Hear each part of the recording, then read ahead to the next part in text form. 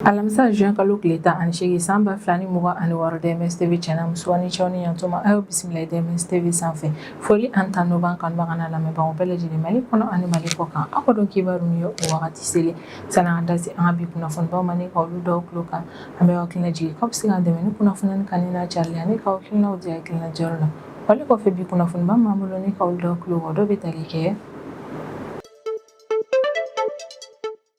Miaka Mali fintigilakaw halisa olu kɔni cɛsirilen jamana in fantan naani bɛɛ lajɛlen lakana sabatili la walasa min Mali jamana kɔnɔdenw n'u bolofɛn olu ka lakana ka se ka sabati o ko hukumu yɛrɛ de kɔnɔna araba tɛmɛnen juin kalo tile 17 san 2026 min yɛrɛ kɔni an ka Mali état-major général des armées ale bɔ ni ka communiqué min kɔnɔ état-major b'a da maliden bɛɛ lajɛlen tulo kan k'a fɔ ko tarata tɛmɛnen juin kalo tile 16 san 2026 ko min y'an ka Mali fintigilakaw ko opération ba dɔ yɛrɛ kɔni kɛ Lere kɛrɛfɛla la ni nin yɔrɔ kofɔlen bɛ Tombouctou région kɔnɔna an ka Mali état-major général des armées kɔni y'a yira k'a fɔ k'a ka Mali fintigilakaw ye nin opération min kɛ k'a kɛra opération ɲumanba ye ka d'a kan ko opération yɛrɛ kɔnɔna k'a ka Mali fintigilakaw sera ka tiɲɛ don Banbaci walima ka bolimafɛn dɔ la o Banbaci walima ka logistique mara yɔrɔ dɔ yɛrɛ kɔni bɛ yen nɔ ko farako in yɛrɛ kɔni kɛra sababu ni ka tiɲɛ don o yɔrɔ kofɔlen yɛrɛ kɔnɔna wali min kɛra sababu bɛɛ lajɛlen y'a faamu k'a fɔ k'an ka Mali fintigilakaw ka opération yɛrɛ kɔni kɛra sebayaba de ye Min ka douane maaw yɛrɛ kɔnɔ olu kɔni cɛsirilen ka fɛɛrɛ bɛɛ lajɛlen latigɛ walasa min ye fɛn kuntanw ye olu kana na don an ka Mali jamana kɔnɔna cogoya si la o ko hukumu yɛrɛ de kɔnɔna ko tɛnɛ tɛmɛnen juin kalo tile 15 san 2026 ko min yɛrɛ kɔni an ka Bamako douane maaw ka brigade mobile d'intervention yɛrɛ kɔni ko le opération ba dɔ kɛ an ka Bamako kɔnɔna na opération min yɛrɛ kɔni senfɛ u sera ka u bolo da sogo dɔw yɛrɛ kɔni ka sogo min yɛrɛ kɔni giriya bɛ taa fo tonne 8 yɛrɛ de kɔnɔna kɔni yɛrɛ k'a fɔ ko ni sogo kofɔlen yɛrɛ kɔni ma bɔ an ka Mali jamana kɔnɔna na ko nka sogo in yɛrɛ kɔni donna tilenbaliya kɔnɔna o de kɛra sababu min yɛrɛ kɔni ye douane maaw y'u bolo da kan k'a bɛ se ka kɛ fɛnɛ sogo in yɛrɛ kɔni bɛ se ka na kɔlɔlɔ yɛrɛ kɔni se jamana kɔnɔdenw ka kɛnɛya ko ma o yɛrɛ de kɔnɔna o ye sogo in minɛ k'a bila u bolo kɔrɔ walasa a kana na feere an ka jamana kɔnɔna na an kɔni bɛ wagati min na i n'a fɔ ko bi halisa min yɛrɛ kɔni an ka direction régionale du commerce de la consommation et de la concurrence maaw ye ni o ye DRCC maaw ye halisa olu yɛrɛ kɔni cɛsirilen ka fɛɛrɛ bɛɛ lajɛlen latigɛ walasa min yɛrɛ kɔni tajimafɛnw ye olu kɔni kana na détourner ni ka feere sɔngɔba la an ka Mali jamana kɔnɔna na o ko hukumu yɛrɛ de kɔnɔna ko tarata tɛmɛnen juin kalo tile 16 san 2026 ko min yɛrɛ kɔni an ka Bamako direction régionale du commerce de la consommation et de la concurrence maaw yɛrɛ kɔni k'u ye station service dɔ yɛrɛ kɔni datugu an ka Bamako kɔnɔna na ka d'a kan yɛlɛ k'a fɔ ko ni station service man yɛrɛ kɔni tun bɛ ka tajimafɛn yɛrɛ kɔni feere bitɔn de kɔnɔna na ka sɔrɔ jamana ma yamaruya di u ma ko wale yɛrɛ kɔni kɛ o de kɛra sababu min yɛrɛ kɔni DRCC maaw ye o ye nin station service kofɔlen yɛrɛ kɔni datugu halisa an bɛ to an ka DRCC maaw yɛrɛ kɔni ka opération ko hukumu na a kɔni yirala k'a fɔ ko kari tɛmɛnen juin kalo tile 14 san 2026 ko min yɛrɛ kɔni ye Kayi direction régionale du commerce de la consommation et de la concurrence maaw yɛrɛ kɔni k'olu taara contrôle yɛrɛ kɔni kɛ Kayi station service caman na ka d'a kan Kayi sigibaa maaw yɛrɛ kɔni ka plainte cayara n'o y'a yira k'a fɔ ko station dɔw yɛrɛ kɔni bɛ yen nɔ minnu yɛrɛ kɔni bɛ ka tajimafɛn feere sɔngɔ la autorités ma sɔngɔ min yɛrɛ kɔni fɔ o de kɔfɛ min yɛrɛ kɔni Kayi DRCC ma olu kɔni wulila ne ka taa contrôle kɛ station service la o contrôle yɛrɛ de kɔni senfɛ min yɛrɛ kɔni Kayi DRCC ma o ye k'u ye station service 11 de datugu Kayi région yɛrɛ kɔni kɔnɔna na ka d'a kan ko nin station service nin yɛrɛ kɔni tun bɛ ka tajimafɛn feere sɔngɔ la sɔngɔ min yɛrɛ kɔni bɛ état ka sɔngɔ fɔlen sanfɛ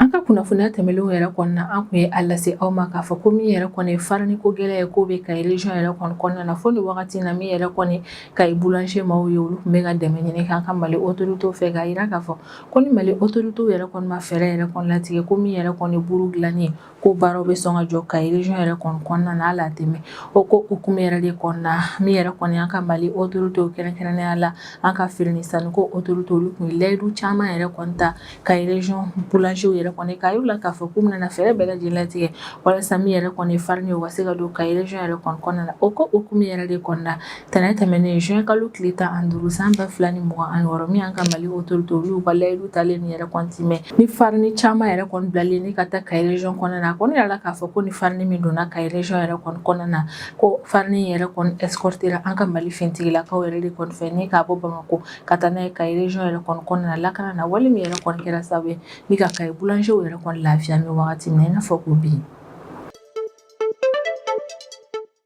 An bɛ wagati min na i n'a fɔ ko bi Mali jamana kɔnɔdenw bɛɛ lajɛlen yɛrɛ kɔni dusuma kasilen don ka d'a kan tarata tɛmɛnen juin kalo tile 16 san 2026 min yɛrɛ kɔni dɔnkilidala dɔ ye an ka Mali jamana kɔnɔna ni ale ye Mohamed Sissoco ni nin ma kofɔlen tɔgɔ dɔnnen don kosɛbɛ ni samefɛ yɛrɛ de kɔni an kɔni ye kunnafoniya sɔrɔ k'a fɔ ko nin don kofɔlen na k'ala ye nin ka kalifa minɛ a la hôpital du Mali yɛrɛ kɔnɔna ko ɲani samefɛ yɛrɛ kɔni ka fatuli yɛrɛ kɔni cɛ ko bana kuntagala surun dɔ yɛrɛ de kɔni tun bɛ a la o de kɔfɛ an ye kunnafoniya yɛrɛ kɔni sɔrɔ k'a fɔ ko dɔnkilidala kofɔlen yɛrɛ kɔni banna nin dɔn kofɔlen sufɛ ni kunnafoniba de bɛ an bolo kɔrɔ bi an bɛna minnu walawala aw ye bidon kibaru kɔnɔna na. An bɛ wagati min na i n'a fɔ ko bi halisa min yɛrɛ kɔni ka Mali fintigilakaw olu kɔni bɛ ka continuer u ka opération yɛrɛ kɔni fɛ walasa ka se ka banbaci walima o si latunu ka bɔ an ka Mali jamana kɔnɔna na ko hukumu yɛrɛ de kɔnɔna don tɛmɛnen na min yɛrɛ kɔni ka Mali fintigilakaw ka sanfɛ kɛlɛkɛminɛ olu kɔni ye sanfɛ opération dɔ yɛrɛ kɔni kɛ Tombouctou région kɔnɔna na sanfɛ opération min kɛra sababu ye ni ka banbaci walima a caman faga ale ni banbaci walima o ka ravitaillement yɔrɔba dɔ yɛrɛ kɔni bɛ yen nɔ min an ka sanfɛ kɛlɛkɛminɛ olu sera ka tiɲɛni don o yɔrɔ in yɛrɛ kɔnɔna ni opération bɛɛ in yɛrɛ kɔni senfɛ ni kunnafoniya yɛrɛ kɔni laseli kɛra communiqué min yɛrɛ kɔni carila araba tɛmɛnen juin kalo tile 17 san 2026 ni communiqué yɛrɛ kɔni kɔnɔna na min an ka Mali état-major général des armées ale b'a da maliden bɛɛ lajɛlen kulo kan k'a fɔ ko tarata tɛmɛnen juin kalo tile 16 san 2026 ko min yɛrɛ kɔni ka Mali fintigilakaw olu kun y'u ka sanfɛ kɛlɛkɛminɛw yɛrɛ kɔni wuli walasa ka se ka opération de reconnaissance offensive dɔ yɛrɛ kɔni kɛ les localités ouest yan fanfɛla yɛrɛ kɔnɔna ni nin yɔrɔ kofɔlen bɛ Tombouctou région kɔnɔna na ka Mali fintigilakaw ye opération min yɛrɛ kɔni kɛ nin yɔrɔ kofɔlen na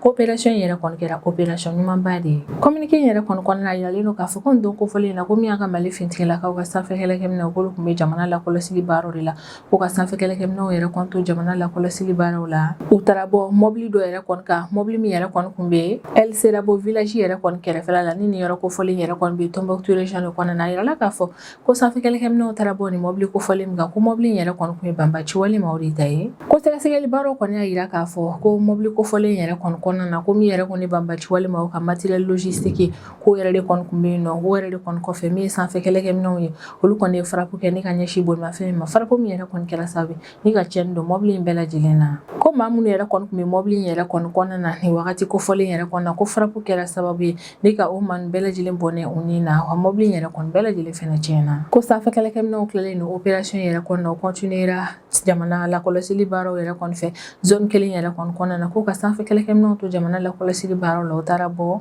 banbaci walima o ka dépôt de ravitaillement dɔ yɛrɛ kɔni kan ni maa min yɛrɛ kɔni bɛ t'u ka fɛnjugubaw yɛrɛ kɔni dogo yen nɔ ko sanfɛ kɛlɛkɛminɛw bɔlen ni dépôt de ravitaillement yɛrɛ kɔni kan k'u kɔni ma girin ni ka frappe kɛ u ye sɛgɛsɛgɛliw yɛrɛ kɔni kɛ sɛgɛsɛgɛliw kɔni y'a yira k'a fɔ ko entrepôt in yɛrɛ kɔni kɔnɔna na ko tajimafɛn caman maralen bɛ yen ko moto caman fɛnɛ kun maralen bɛ entrepôt kofɔlen yɛrɛ kɔni kɔnɔna na ni banbaci walima o b'o moto ninnu yɛrɛ de kɔni utiliser ni k'u ka binkani walew yɛrɛ kɔni kɛ sɛgɛsɛgɛli baaraw kɔni y'a yira k'a fɔ ko nin fɛnjuguba ninnu yɛrɛ de kɔni kun maralen yɛrɛ kɔni kun don nin so kofɔlen in kɔnɔna na ko sanfɛ kɛlɛkɛminɛw kelen ni ka nin jaabi nin yɛrɛ kɔni sɔrɔ u ye frappe kɛ ni ka ɲɛsin yɔrɔ kofɔlen ma ko frappe in yɛrɛ kɔni kɛra sababu ye ni fɛn fɛn yɛrɛ kɔni kun bɛ banbaci walima o ka nin yɔrɔ kofɔlen in na ni o ye tajimafɛn ale n'u ka moto yɛrɛ kɔni frappe in kɛra sababu ye ni ka tiɲɛni don o bɛɛ lajɛlen na min yɛrɛ kɔni an ka état-major général des armées ale bɛ foliba kɛ ni ka ɲɛsin an ka Mali fintigilakaw ma a b'u fo u ka cɛsirilen n'u ka baara kɛ ko ɲuman na ni opération in yɛrɛ kɔni senfɛ ka d'a kan k'u ka cɛsirilen n'u ka baara kɛ ko ɲuman o yɛrɛ de kɔni kɛra sababu ye n'u sera ka sebaya sɔrɔ ni opération in na wa état-major bɛ sinsin a kan kosɛbɛ k'an bɛ wagati min na i n'a fɔ ko bi k'halisa min yɛrɛ kɔni an ka Mali fintigilakaw k'u yɛrɛ kɔni cɛsirilen don banbaci walimaw ɲinini u nana minɛlen ale n'u bɔnɛlen don na jamana fan 14 bɛɛ lajɛlen la ko baara in bɛɛ lajɛlen kɛ kun de walasa min ye jamana kɔnɔdenw n'u b'o la fɛ olu ka lakana ka se ka sabati jamana fan 14 bɛɛ lajɛlen na.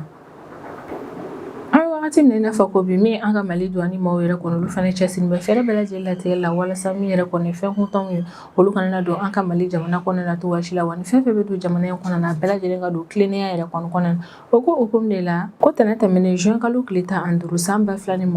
min yɛrɛ kɔni an ka Bamako douane maaw ka brigade mobile d'intervention maaw ye k'olu kɔni ye saisiba dɔ yɛrɛ kɔni kɛ saisi min yɛrɛ kɔni kɔnɔna na u y'u bolo da suman dɔw yɛrɛ kɔni kan suman minnu yɛrɛ kɔni bɔra yɔrɔ min na n'o ma dɔn fɔlɔ ko bolodala suman min yɛrɛ kɔni ka kɛnɛ kɛrɛnkɛrɛnnenya la o de ye sogo kilogramme 1,800 ni 80 ale ni bagan kɔnɔnafɛn dɔw yɛrɛ kɔnɔ n'a yirala k'a fɔ ko ni bagan kɔnɔnafɛn ninnu bɛɛ lajɛlen yɛrɛ kɔnɔ bɔra jamana wɛrɛ de kɔnɔna na ni kana don an ka Mali jamana kɔnɔna na ko a douane maaw b'u bolo da ni fɛnjuguba ninnu yɛrɛ kɔnɔ ka wagati min na o y'a sɔrɔ o tun bɛ opération dɔ yɛrɛ kɔnɔna opération min yɛrɛ kɔnɔ yani u b'a kɛ o y'a sɔrɔ u ye renseignement dɔ yɛrɛ de kɔnɔ sɔrɔ ne ka bɔ douane maaw yɛrɛ kɔnɔ yɔrɔ la douane maaw yɛrɛ kɔnɔ ka kɔrɔ fɔlɔ u ka laseli yɛrɛ kɔnɔ kɔnɔna na k'olu y'u bolo da fɛn min yɛrɛ kɔnɔ ka fɛn min yɛrɛ kɔnɔ kun kɔnɔna na sɛsogo kɛnɛ o kɔnɔ carton 646 de tun bɛ yen ko ani sɛsogo in yɛrɛ kɔnɔ bɔra yɔrɔ min yɛrɛ kɔnɔna o ma dɔn fɔlɔ ale ni misi biɲɛ yɛrɛ kɔnɔ carton 142 a kɔni yirala k'a fɔ ko ni misi biɲɛ in yɛrɛ kɔnɔ bɔra asiatique jamana dɔ yɛrɛ de kɔnɔ kɔnɔna na ko min yɛrɛ kɔni ye douane maaw ye o ka ni opération in senfɛ u y'u bolo da ni fɛnba nin yɛrɛ de kɔni kan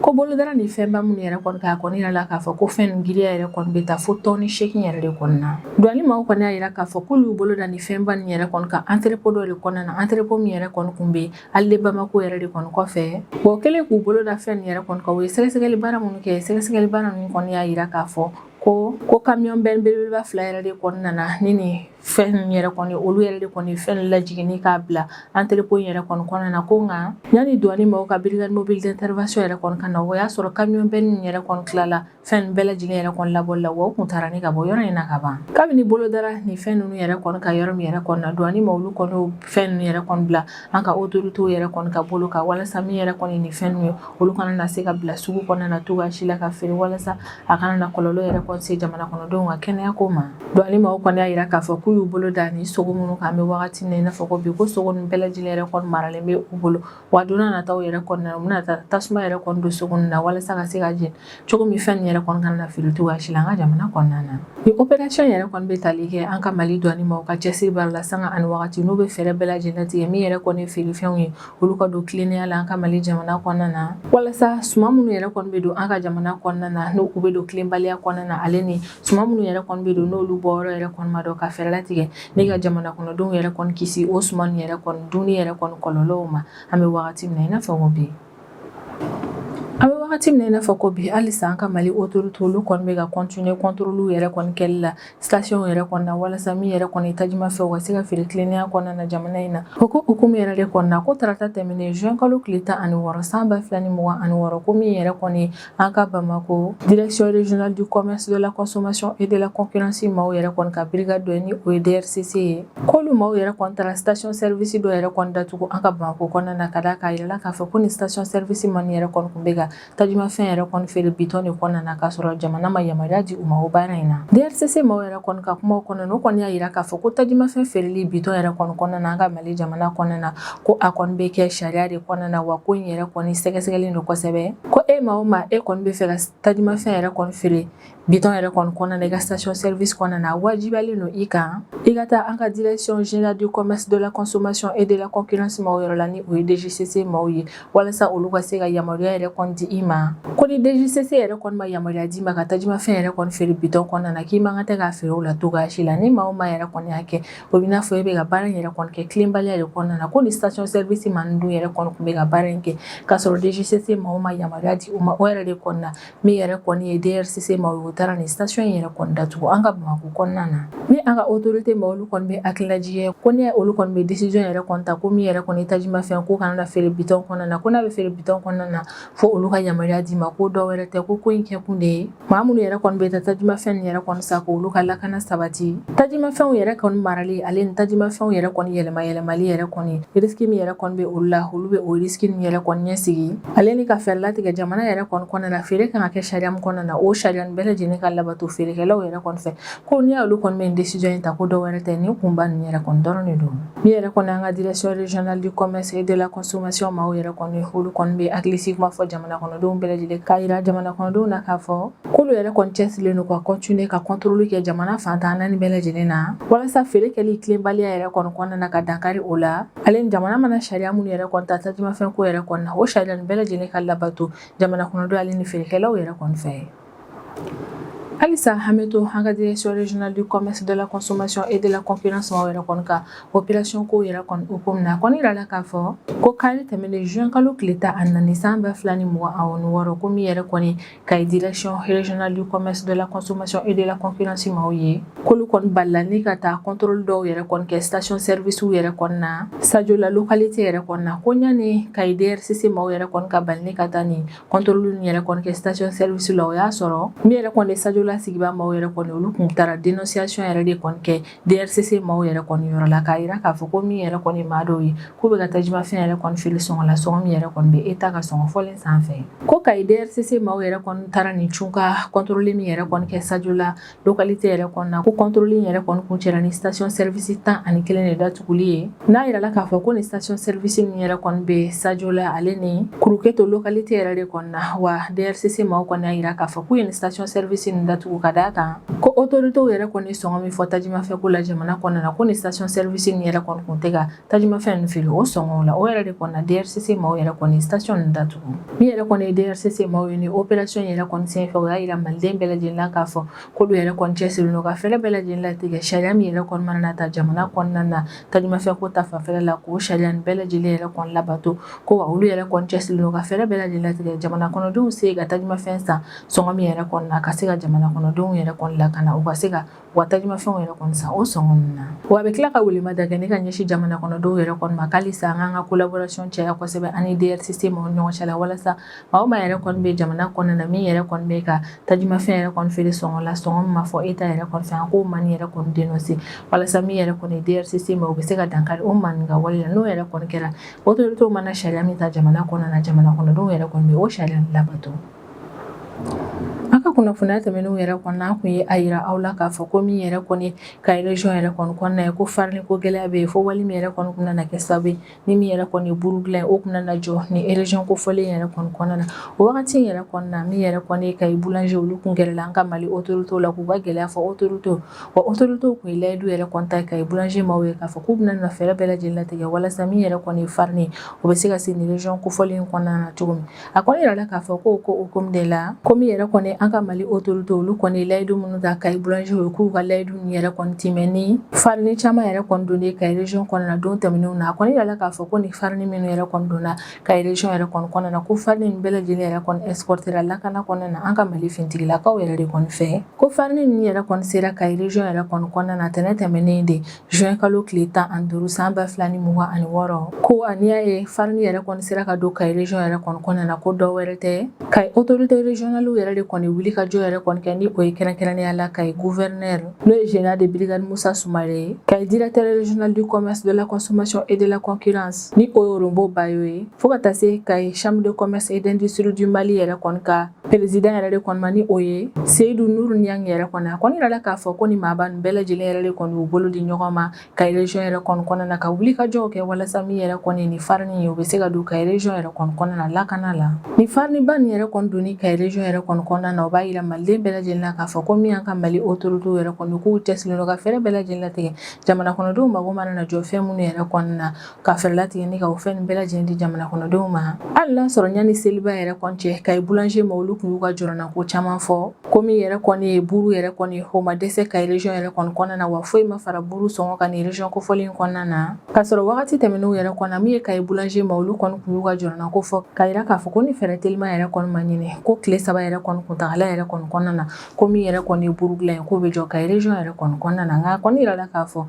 ko mi yera kon e kay boulanger ku chesli ga fere bela jinla tige ka buru gla ni region ko folin kon na buru yera kon ma dese wa foi ma fara buru songo kan kay directeur régional du commerce, de la consommation et de la concurrence yera kon ka kuma kon na ira ka fo ko mi yera kon e hanka mali felni san ko ministre ni ko Musa Alassane Diallo ko kabini kay sigba ma yera kon kan gele yera kon sirama kay fere yera kon latige ni ka wuli ka se anka direction générale du commerce, de la consommation et de la concurrence ma nulu yera kon fene demina aka chambre de commerce et d'industrie du Mali ma yera kon fe kon bela jile yera kon farala nyoka ni ko bolo di nyoma ka fere yera kon soro ko ina teliala ko kay sigba ma la nyini ngele mi yera kon ke autorité yera kon fe ko autorité mal laɲini nin yɛrɛ kɔni lamɛn dɔrɔn k'u wulila k'u jɔ ka laɲini in bɛɛ lajɛlen sabati. O de kun cɛra ni fɛlɛ yɛrɛ kɔni latigɛlen min ye an ka Mali fintigilakaw olu kɔni ye farine nin yɛrɛ kɔni escorter ni ka taa n'a ye fo Kayi région yɛrɛ kɔni kɔnɔna lakana la. Min yɛrɛ kɔni ye Robo Bayo ye ale kɔni ka kumaw kɔnɔna a bɛ foli bɛɛ kɛ ni ka ɲɛsin an ka Mali fintigilakaw ma ka d'a kan ko nin farine convoi min yɛrɛ kɔni donna Kayi région yɛrɛ kɔni kɔnɔna na ko min yɛrɛ kɔni an ka Mali fintigilakaw ye k'u jɔdaba yɛrɛ kɔni yira farine in seli la ka d'a kan olu de ye farine yɛrɛ kɔni lakana fo ka taa se ko camion minnu yɛrɛ kɔni taara ni farine yɛrɛ kɔni ye Kayi région yɛrɛ kɔni kɔnɔna na ko camion ninnu yɛrɛ kɔni bɔra Bamako de kɔnɔna na ko min y'a ye farine ninnu yɛrɛ kɔni sera ɲumanya yɛrɛ kɔnɔna na ko min ye an ka Mali fintigilakaw ye olu de y'u cɛsiri ka fɛɛrɛ bɛɛ lajɛlen tigɛ ka farine ninnu yɛrɛ kɔni escorter lakana kɔnɔna na ka don n'a ye fo Kayi région kɔnɔna na ko yɛrɛ de kɔni u bɛ foliba kɛ ni ka ɲɛsin an ka Mali fintigilakaw ma ka d'a kan u jɔdaba yɛrɛ kɔni yira farine in seli la Kayi région kɔnɔna na min yɛrɛ kɔni an ka autorité olu bɛ hakilinaji kɛ k'a yira k'a fɔ ko min yɛrɛ kɔni ye an ka Mali autorité yɛrɛ kɔni k'u ye arrêté ministériel dɔ yɛrɛ kɔni ta don tɛmɛnen na arrêté ministériel min yɛrɛ kɔni kɔnɔna o b'a yira k'a fɔ ko min yɛrɛ kɔni ye jamana ka farine ye k'a tɛ labɔ bilen ni ka taa yɔrɔ wɛrɛ yɛrɛ kɔnɔna an bɛ wagati min na i n'a fɔ ko bi fɔlɔ walasa an ka jamana kɔnɔna na usine minnu yɛrɛ kɔni bɛ yen nɔ ka olu lakana ale ni ka fɛɛrɛ latigɛ min y'an ka jamana boulanger yɛrɛ kɔni ye olu ka to ka an yɛrɛ ka farine dilannenw yɛrɛ kɔni don ba la ko min yɛrɛ kɔni an ka Mali autorité ye o ko o ko min la o kɔni ye farine yɛrɛ kɔni labɔli ka taa n'a ye jamana wɛrɛw kɔnɔna na ka o ko yɛrɛ kɔni interdit Mali jamana kɔnɔna na. Ni ne bɛ dan sigi an ka bidon kibaru la an b'an kanubaga n'a lamɛnbagaw bɛɛ lajɛlen fo Mali kɔnɔ ani Mali kɔ kan an bɛ hakilina jigin k'aw bɛ se k'an dɛmɛ ni kunnafoniya ni kan ni n'a carili ani k'aw hakilinaw di hakilina diyɔrɔ la wale kɔfɛ an b'a fɔ a ɲɛna ko aw k'an bɛn a ɲɔgɔnna wɛrɛ ma.